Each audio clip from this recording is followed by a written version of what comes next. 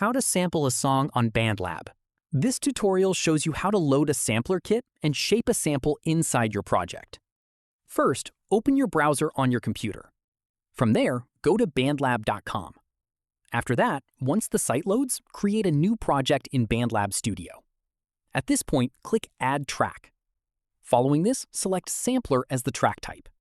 From here, browse through the available sampler kits displayed in the sampler library. There's a range of kits to choose from, so take a moment scrolling through to find one that fits the vibe you're going for. At this stage, choose the sampler kit you want to use by clicking on it. Following this, once loaded, adjust the start and end points of the sample to control exactly which part of the sound plays. From here, drag those markers around until you've isolated the specific section you want to use. At this stage, play it back to hear how that trimmed sample sounds within your project. That's how you sample a song on BandLab. If this helped, drop a like, subscribe for more tutorials, and hit the bell so you don't miss the next one. Catch you then.